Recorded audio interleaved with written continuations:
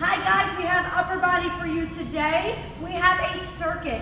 This circuit has 8 stations around the room. You're at each station for 2 sets in a row. So for example, station 1 here, the landmine T-bar row is 12 to 15 reps. You're going to do that for 2 sets for all the stations, and then you're going to circuit it again. So ideally, you'll get 2 full circuits in. If you have time, maybe 3. Or your third circuit could be 1 set in a row of everything. Julia will let you know. All right, so T-bar rows.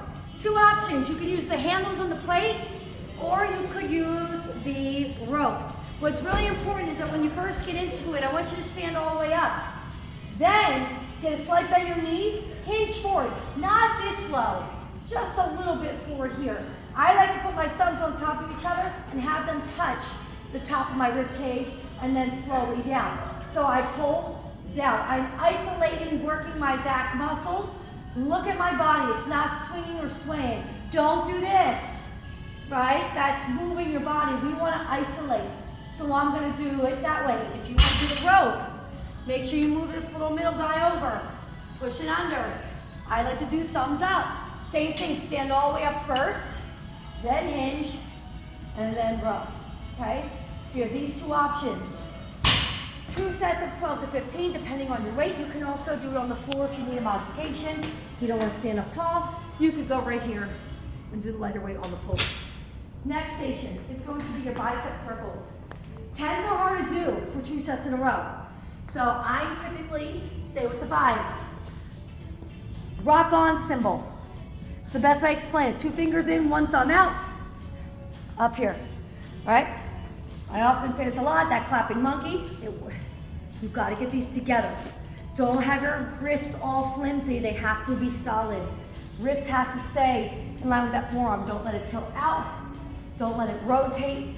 The only thing rotating right here is my elbow and my bicep, which is controlling my elbow. So I'm all the way down. Look at my elbows. They stay in. I come and I clap my monkey. Right? And I'm all the way back down. I'm so corny, man. Bring it in and down. I'm going to go 10 this way and then 10 reverse. What I'm not going to do is move my elbows away from my body. Okay? And I'm not going to just stay here in little circles. Full range, elbows stay by your side, up, down. So 10 forward, 10 reverse, 2 sets. Next, easy bar skull crushers, plate skull crushers, or dumbbell skull crushers, whatever floats your boat. Okay, if I'm doing, oh, this is gonna be heavy, we'll see how I go. I'm gonna do the easy curl, I'm gonna lay back. I pop this up, notice I move my hands in and close. I'm going to hinge at my elbows to or above my forehead and push straight up. Your legs can be down, here, or in, I don't care how you do them. As long as your elbows stay close and you push up. I do not want to see them out. They need to stay in, to or above that forehead, and straight up to the sky. All right, you could also do it with a plate or dumbbells. Again, 2 sets of 10, 15. Next station, and make sure you go in order or you could bottleneck. Side wall ball. We are not doing this, guys. Okay, this is not gonna do anything, and I'm not doing this. This is almost, I want you to think of the bicep on the outer arm. And I want you to think of a single arm throw. You're just using the other hand to guide it. Launch it with the bicep. So I feel a burn here by the time I'm done 15. Launch it. Launch it. I'm working my core. I'm trying to break the ball on the wall. We can't be doing this. That's not going to do anything. 15 one side. 15 other.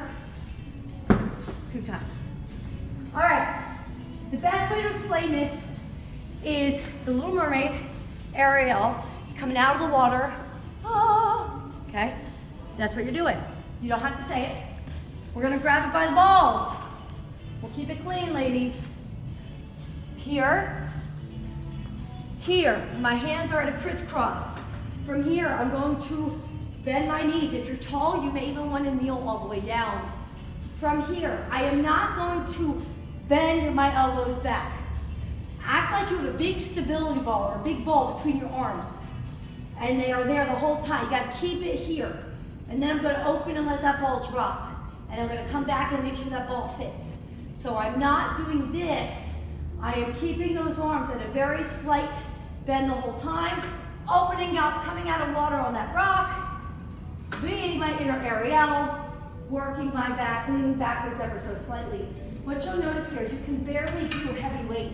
Some of you will be at the 2.5 with a half weight. If you can't get that open with these arms like this and you find that you're bending, it's too heavy. You need to be able to open. 2 sets in a row of 12 to 15. Here we have windmills, or you have a shoulder press. If you do a windmill, you put that arm straight up, you have to look at that. This arm never moves. It's like a carousel post. It stays there. If you ever played basketball, they always say like butt out on defense.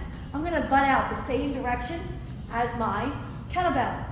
I'm gonna trace down as I look, see how my arm stays in one place? My leg is straight here. This one can be slightly movable, but pretty much straight. And then I keep my eye on the kettlebell as I go up, and I come down. If I don't keep my eye on the kettlebell, this tends to happen. I will slowly do this, okay? It's really important that that arm stays totally straight. You'll feel this in your hamstrings too. So if I did the other side, up, butt goes back and out this way, as I slide down my leg and I look up. If this motion is too awkward for you, just stay here for an isolated shoulder press, all right? So you have 10 by 10, all right? Next station, floor press, heavy floor press. So the reason we do a floor press is so that you are not using momentum to get the dumbbells up, all right? And you are using pure front delts and your chest muscle. If you are gonna go super heavy, the best way to do it is to get the dumbbells on your legs first, then roll back, then open. What I wanna mention pretty much is look at my elbows. They're kind of down more. This is a standard chest press out to the side, but when you are doing heavier, you kind of want to make little triangles from your armpit down. So what I'm going to do here is press, and I got to get these dumbbells to touch and make a triangle above together. So I'm going to come all the way down and dead arm, press, 2. Bring it all the way down to the floor, press, 3. Okay? So this is my heavy one, and then you can drop them when you're done. All right? But by picking up heavy dumbbells here, look, you're not going to be able to do it. That's why I say you got to sit up, load, or get a friend to help you. But you can lift heavier than you think on the floor. So 2 sets of, I believe it's 10, no, 12 to 15. You can go 10 if you're going heavy. The last one, banded front raises. I know this looks calm and stuff, but this is actually really intense exercise. You put it kind of midway, make a fist, hold apart, go to your nose. Lean forward, keep that cadence. And I'm trying to throw the band apart the whole time, this total shoulder burn. I'm gonna go for 20 reps here, 2 sets in a row. You can also add a dumbbell to it with the band. And that, you'll probably get to about 10 to 12 reps of 2 sets in a row. Okay, and then you'll do that circuit again.